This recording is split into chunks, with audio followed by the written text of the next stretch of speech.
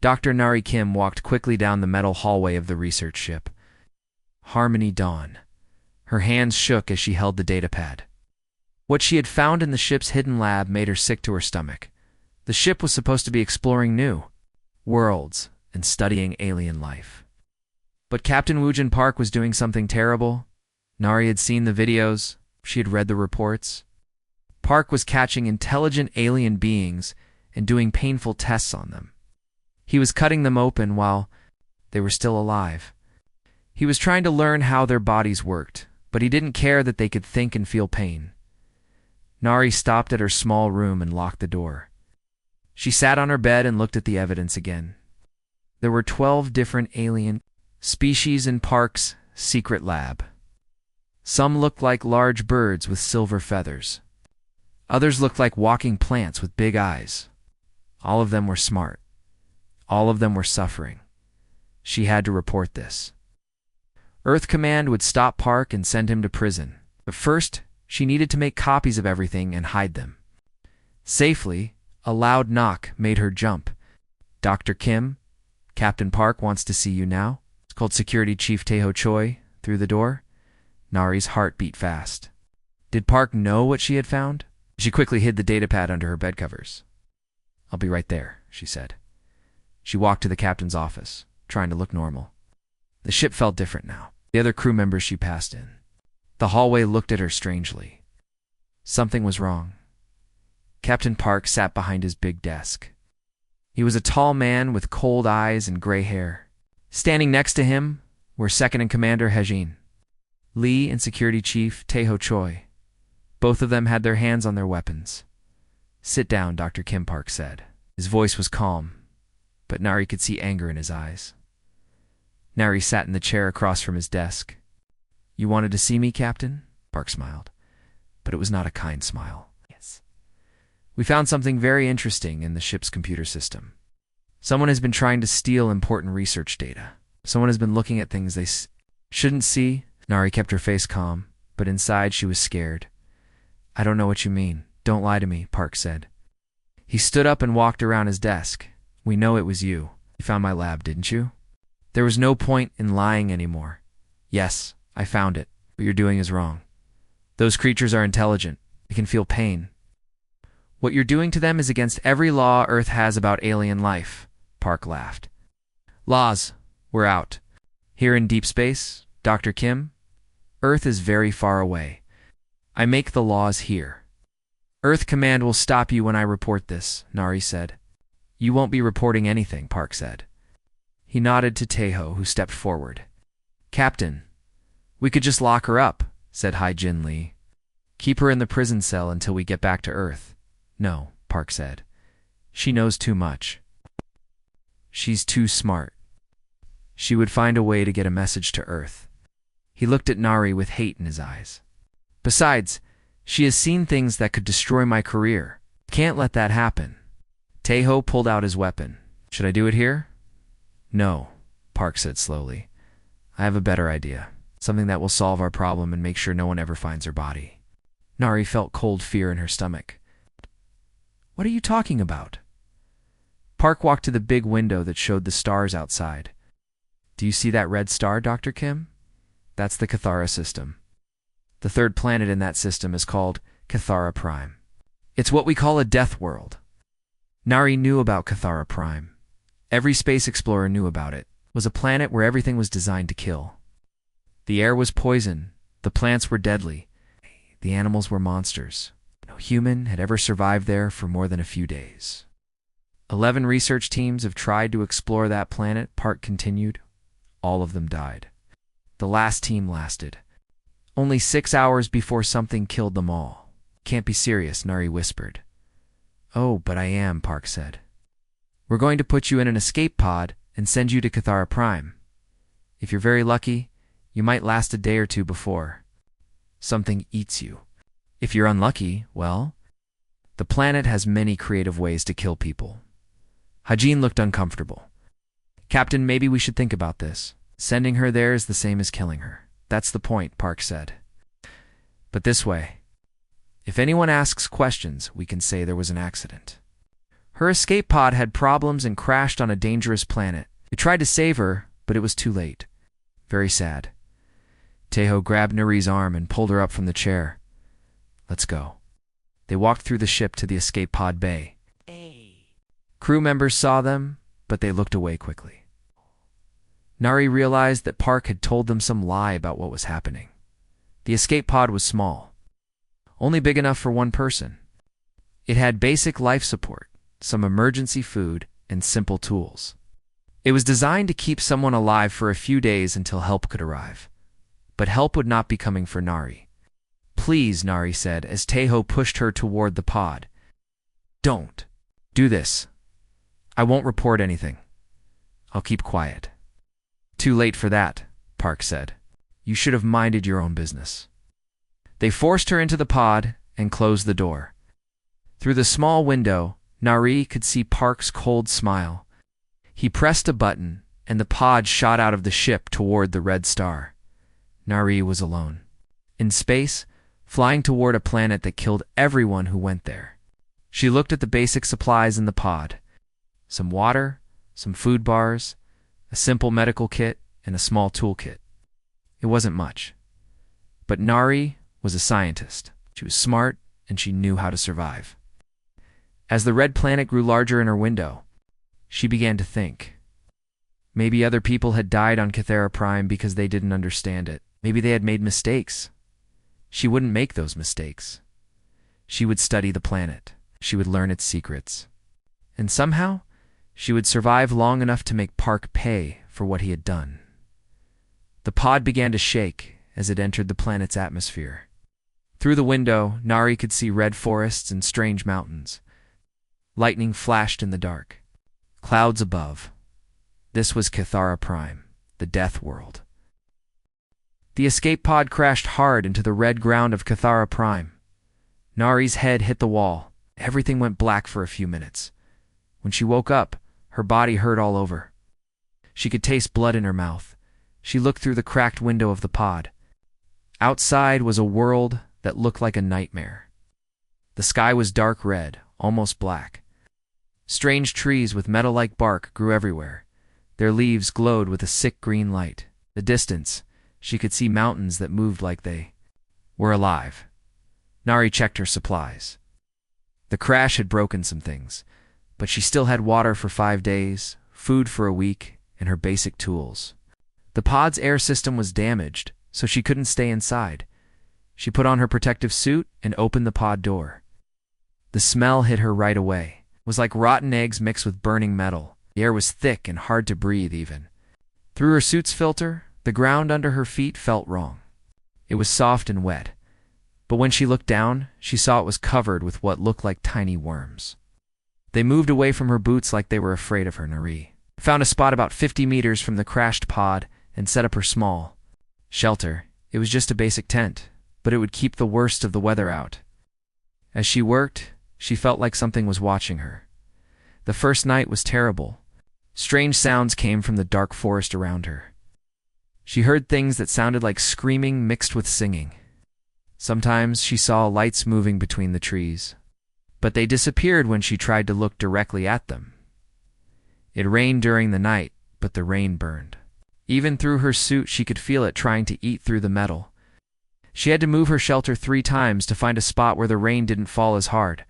The second day was worse. Nari tried to find fresh water, but every stream she found was full of acid that would kill her if she drank it. The plants around the streams moved when she got close, reaching toward her with branches that ended in sharp points. Her food was running out faster than she thought. The poison air made her hungry all the time, and she needed to eat more to keep her strength up.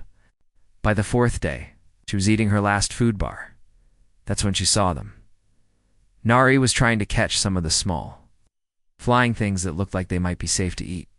She had made a simple trap from parts of her pod, and she was waiting to see if anything would go into it. A shadow moved across the ground. Then another. Nari looked up and saw something that made her heart stop. 3 creatures were walking toward her through the trees. They were huge, bigger than any animal she had ever seen. Each one was as big as an earth elephant, but they moved like cats, Their bodies looked like they were made of living crystal and metal. Light seemed to flow under their skin like liquid fire. They had 4 legs that ended in claws as long as Nari's arm. Their heads were like a mix between a dragon and a tiger, with eyes that glowed bright blue. When they moved, they seemed to fade in and out, like they weren't completely real. Nari knew what they were. She had read about them in the reports. About Cathara Prime. These were Vorthok, the apex predators that had killed every human who had ever come to this world. They could walk through solid rock like it was air. They could tear apart metal with their claws. They were smart, much smarter than regular animals. The 3 Vorthok stopped about 20 meters away from her. They stood perfectly still.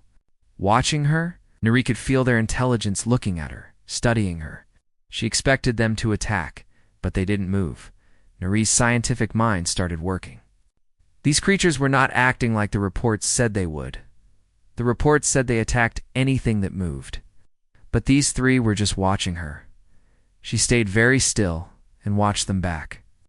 The largest one, the leader, had scars on its crystal hide. Its eyes were older and wiser than the others. Ri decided to call it Kaisu in her mind, after a Korean word for leader. For almost an hour, they all just stood there looking at each other. Nari noticed that the Vorthok were breathing in a pattern. They were also making very soft sounds, too quiet for her to hear clearly. But she could feel the sounds in her bones. Slowly, very slowly, Nari sat down on the ground. She put her hands where the Vorthok could see them. She tried to look calm, even though her heart was beating so fast she thought it might explode. Leader Kaisu took 1 step forward, then another. The other 2 Vorthok spread out to the sides, but they didn't look like they were getting ready to attack. They looked like they were curious. Nari did something that surprised even her. Instead of being afraid, she started to feel excited. These were intelligent beings unlike anything humans had ever met. They were beautiful in a terrifying way. As a scientist, she wanted to understand them. She started talking to them in a soft voice. "Hello," she said. "I know you can't understand me, but I'm not here to hurt you. I'm just trying to survive." The Vorthok's ears moved when she spoke. They were listening to her voice, learning the sounds she made. Nari spent the rest of the day with the 3 creatures watching her. They saw her set up her shelter for the night. They watched her try to purify water using her emergency kit. When she found some fruits that her scanner said might be safe, they saw her test them carefully before eating. When night came, Nari expected the Vorthok to leave. Instead, they lay down around her shelter in a triangle. They were protecting her. That night, Nari heard the same terrible sounds from the forest, but now she also heard different sounds. The Vorthok were making warning calls to other creatures, telling them to stay away. For the first time since crashing on Cathara Prime, Nari slept peacefully. She was still on a death world, still in terrible danger, still probably going to die. But she was no longer alone. When she woke up the next morning, the Vorthok were still there. Kaisu was sitting near her shelter, watching the forest. "Right?" Nari came out of her tent. The great creature turned its glowing eyes toward her. For a moment, Nari felt like she was looking into the mind of something ancient and wise. Something that was trying to understand her just as much as she was trying to understand it. "Good morning," she said softly. Kaisu made a sound that was almost like a purr. 3 months had passed since Nari crashed on Cathara Prime. She was no longer the scared woman who had fallen from the sky. The planet had changed her in ways she was only beginning to understand. Her hair had grown longer and now had streaks of silver in it.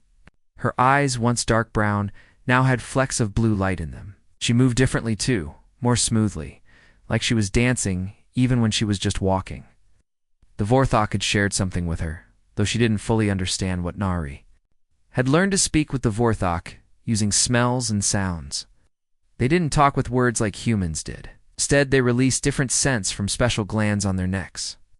Each smell meant something different. Sweet smells meant happiness. Sharp smells meant danger. Complex mixes of smells could tell whole stories. Kaisu had taught her how to make some of these smells using plants from the forest. Nari would crush certain leaves and flowers and mix them together. It was like learning a new language, but instead of sounds, she used scents. The Vorthok pack had grown from 3 to 12. They brought Nari food, strange fruits that glowed with inner light, meat from creatures that tasted better than anything she had ever eaten on Earth. They showed her safe places to sleep and clean, water hidden deep underground, but the most amazing thing was what they showed her about their world. One morning, Kaisu led Nari deep into the forest. They walked for hours through trees that sang in the wind and past flowers that changed colors when she looked at them. Finally, they came to a clearing where something impossible stood. It was a city, but not like any city Nari had ever seen. The buildings were alive. They were made from the same crystal and metal as the Vorthok's bodies, and they pulsed with light and life. Towers grew from the ground like trees, reaching up into the red sky. Streets flowed like rivers of liquid light. Other Vorthok moved through the city. Hundreds of them. Some were huge, like Kai's. Those were smaller and more delicate. Young ones played in the light streams, their crystal bodies flashing as they chased each other. "This is incredible," Nari whispered. Kaisu made a complex scent. That Nari had learned meant home-pride-ancient-strong. An old Vorthok approached them. This one was even bigger than Kaisu, and its crystal body was covered in patterns that looked like writing. Its eyes were so bright they hurt to look at directly. Nari could feel power coming from it like heat from a fire. Kaisu made respectful sense to the elder.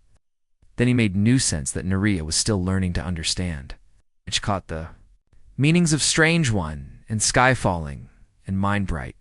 The elder Vorthok studied Nari for a long time. Then it did something that shocked her. It spoke to her in her own language. "Human Nari," it said in a voice like distant thunder. "We have been waiting for you." Nari's mouth fell open. "You can speak my language?" we learned quickly, the elder said. Yes. "We have listened to your words for months. We have studied the patterns of your thoughts through your scents and sounds. We know more about your kind than you might think. How is that possible?" The elder's eyes flashed. "Come, there is much to show you." They walked deeper into the living city. The elder explained that the Vorthok were not just predators, they were guardians of Kithara Prime. The planet was special in ways that most species could not understand. It was a bridge between different realities, a place where the rules of space and time worked differently. "Your people come here seeking to take," the elder said. "They see resources to steal, land to claim. They do not see the living spirit of the world, so the world defends itself through us." They entered a building that was like a library, but instead of books, it held crystals that contained memories and knowledge. The elder touched one crystal, and suddenly Nari's mind was filled with images. She saw the history of Kithara Prime. She saw how the planet had been young once, how the first Vorthok had evolved from simple creatures into something greater.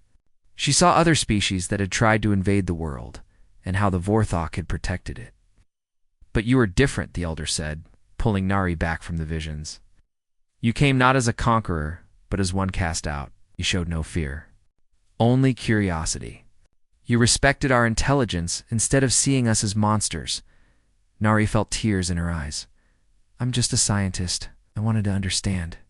"Yes," the elder said. "And that makes you something we have never seen before. Call you Throne Singer, one who speaks the songs that hold reality together. In your language, you might say goddess." "I'm not a goddess," Nari said quickly. "You are to us," the elder replied. "You are the first being from another world to truly see us, to respect us, to learn from us. You have become part of our pack, part of our world. The planet itself has accepted you," as if to prove the elder's words. The ground under Nari's feet began to glow softly. Plants nearby turned toward her like flowers following the sun. She could feel the life force of the planet flowing through her. The elder led her to another crystal, larger than the others. "This contains our greatest problem," it said. "Perhaps your human perspective can help us solve it." When Nari touched the crystal, she saw Vorthok, who were sick.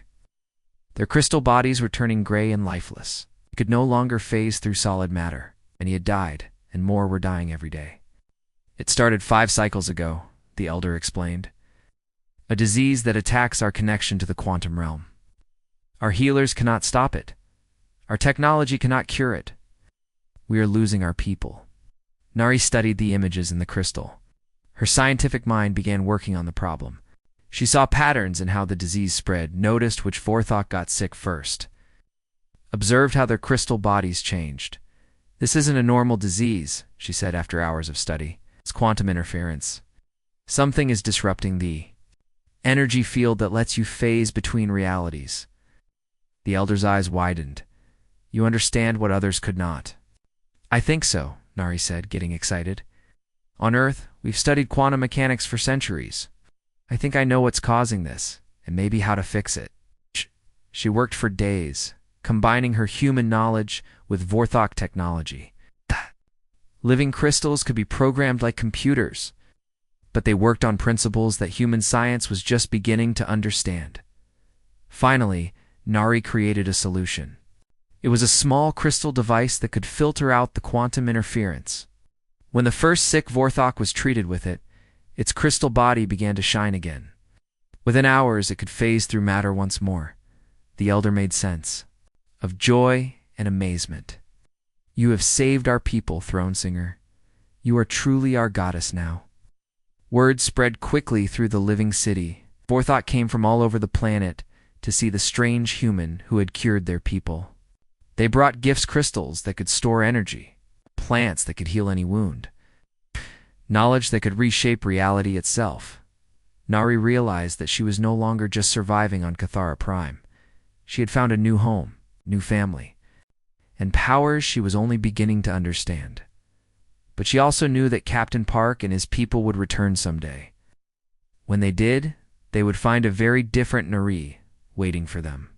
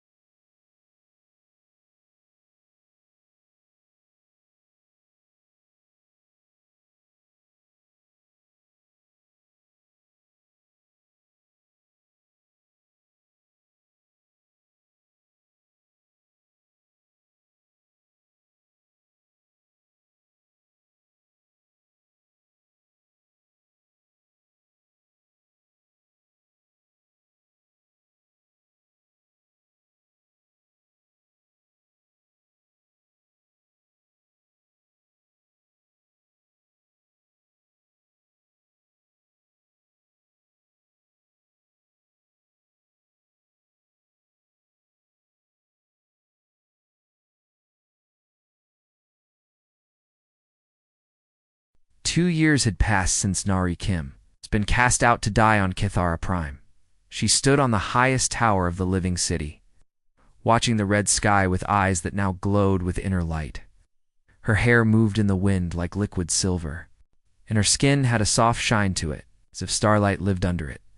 The Vorthok called her many names now: Throne Singer, Lightbringer, the one who understands. But to the pack that had first found her, she was simply Nari, their strange goddess, who had fallen from the stars. Kaisu approached her on the tower.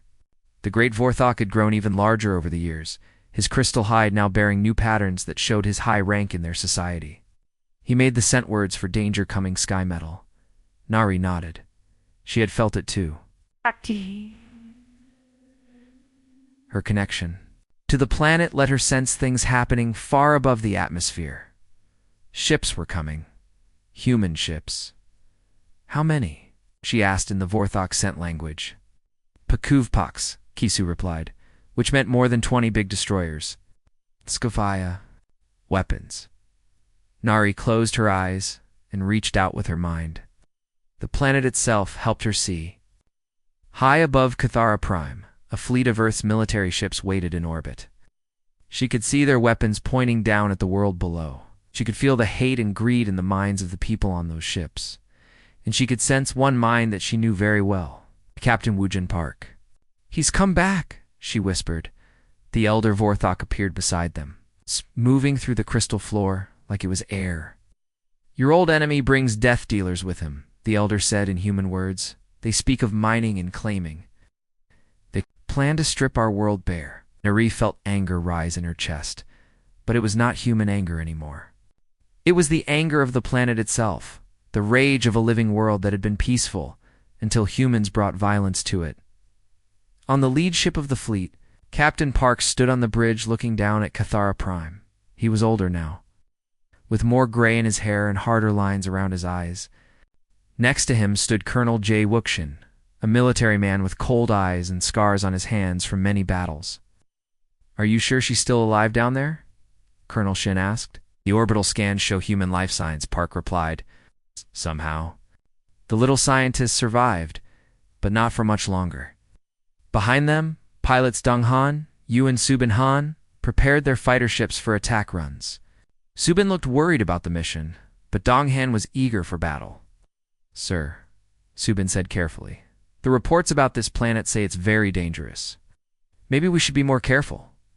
"Careful?" Park laughed. "We have 20 warships and 500 soldiers. What could possibly threaten us on this death world?" He turned to the communications officer. "Send a message to the planet. Tell Dr. Neri Kim that her old captain has come to take her home." On the Crystal Tower, Neri received the message through the living technology of the Vorthok city. Park's face appeared in a floating image made of light and thought. "Hello, Nari," Park said with his cold smile. "Surprised to see me? I told you that you would die on this world, but it seems you're harder to kill than I thought. No matter. I'm here to finish what I started." Nari stepped forward so Park could see her clearly. She knew she looked very different now. Her eyes glowed with blue fire. Her hair moved like it was underwater. Her skin had the shine of polished metal and crystal. "Lo Wujin," she said, and her voice carried the power of wind and storm. Should not have come back. Park's smile faded when he saw what she had become. What? ... What happened to you?" "I learned," Nari said simply. "I grew. I became something you could never understand." "You're still human," Park said, but Nari could hear fear in his voice now. "You're still the same weak scientist I threw away, am I?" Nari asked. Behind her, the elder Vorthok appeared, along with Kaizu and dozens of other crystal predators. They made no sound, but their presence filled the air with power that made the very atoms vibrate. Park stepped back from his screen. Around him, his officers looked scared.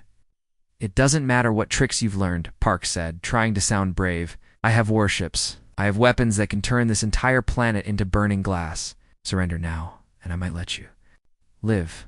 Nari looked at the man who had tried to kill her, the man who had done terrible things to innocent creatures, the man who now wanted to destroy the world that had become her home.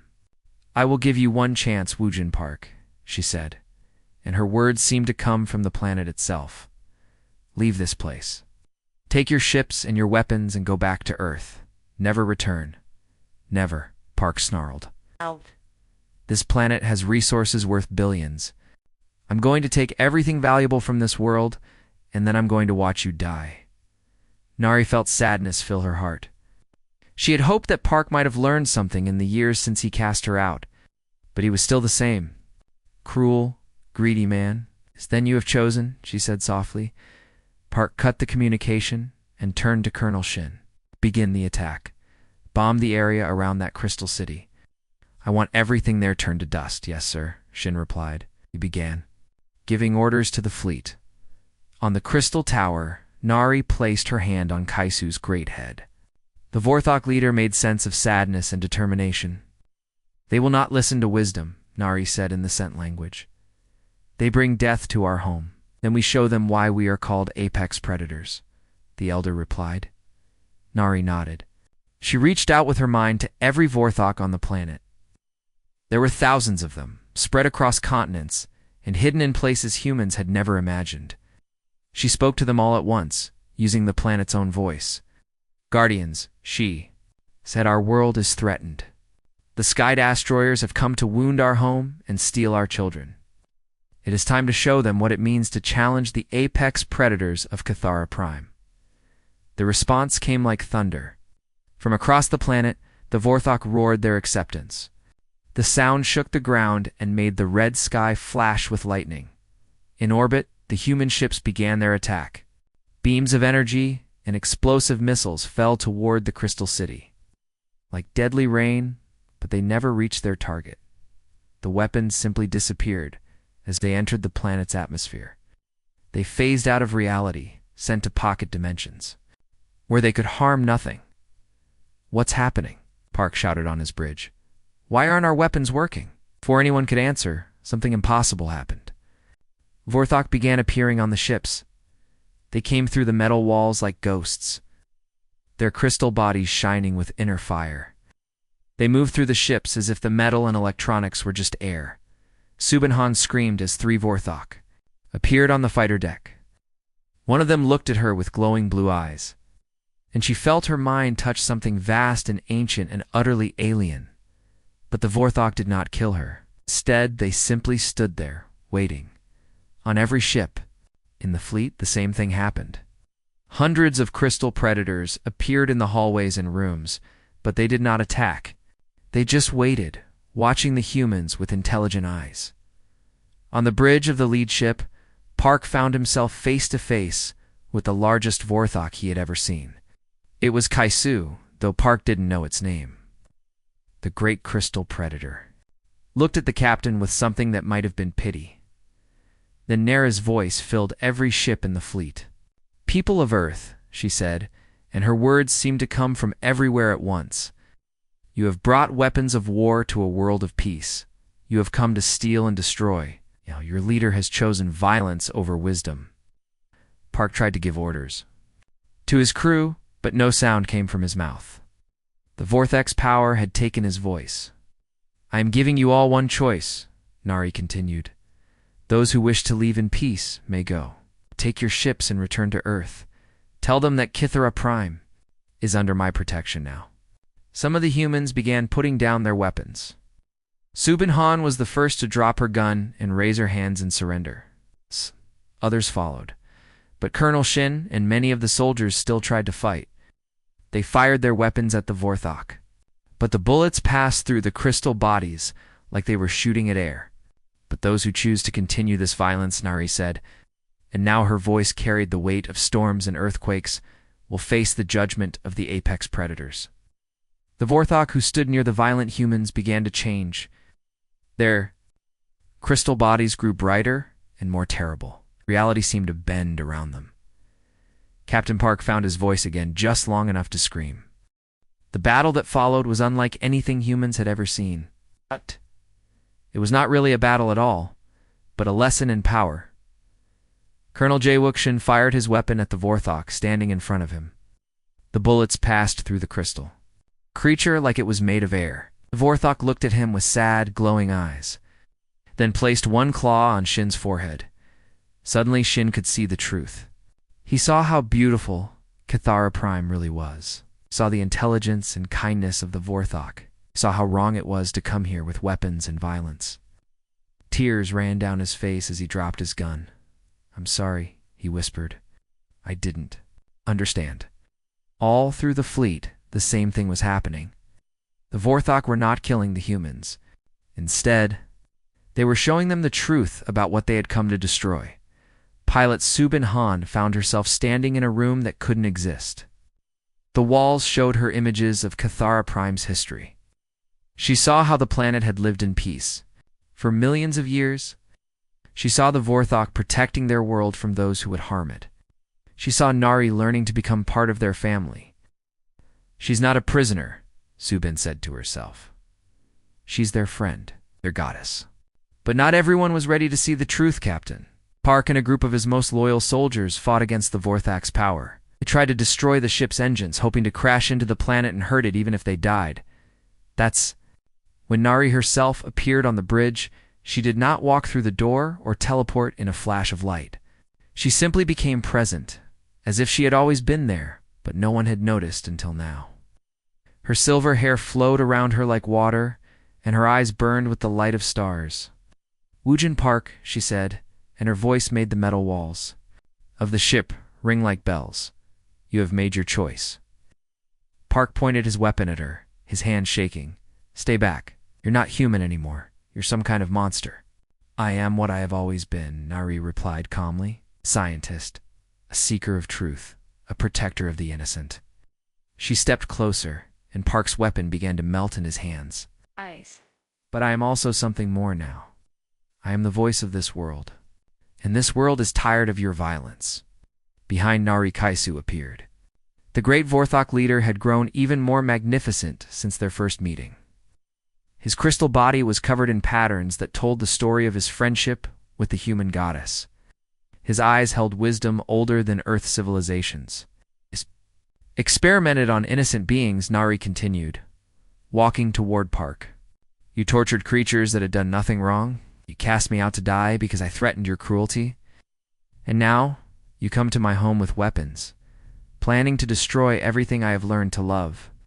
Park backed against the wall of the bridge. You were supposed to die. This was supposed to be a dead world full of resources we could take. Instead, you found a living world full of people who welcomed me when my own kind threw me away, Nari said. She was close enough to touch Park now, but she kept her hands at her sides. They taught me that intelligence comes in many forms. That family is not about species, but about understanding and care. Park's loyal soldiers tried to attack Nari, but their weapons had no effect. She looked at them with pity rather than anger.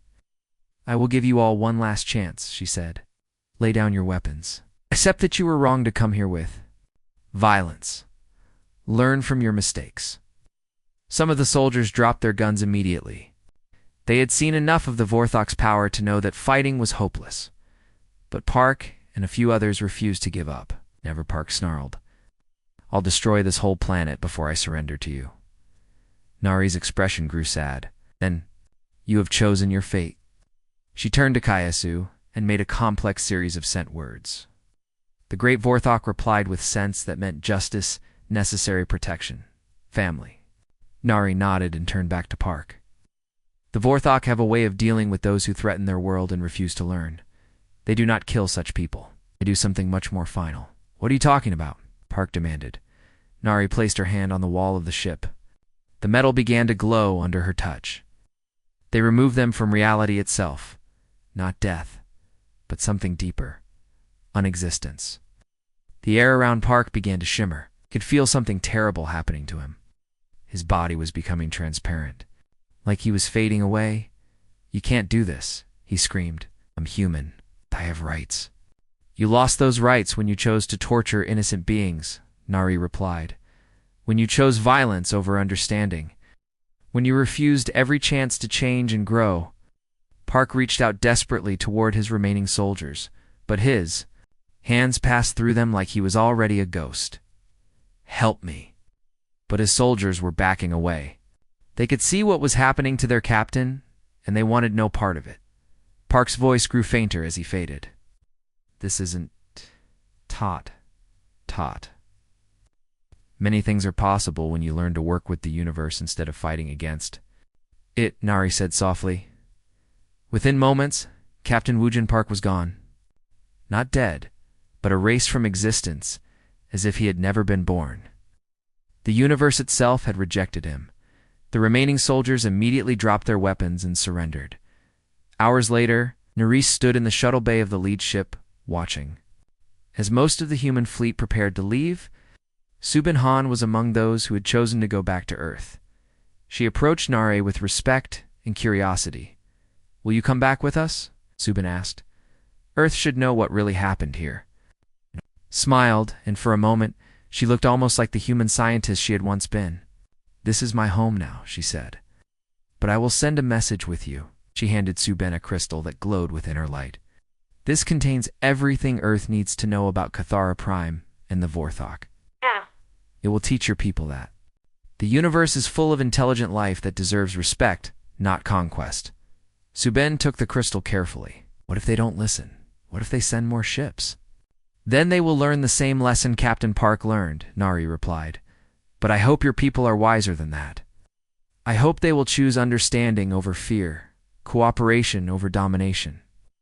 As the human ships left orbit, Nari returned.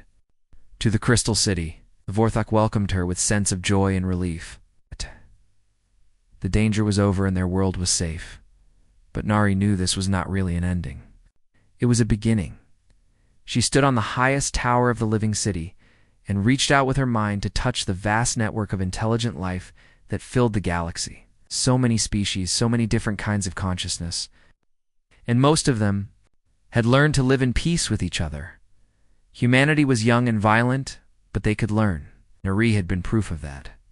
She had gone from being a cast-out exile to becoming a bridge between worlds. The Vorthog gathered around her as the red sun set over Cathera Prime.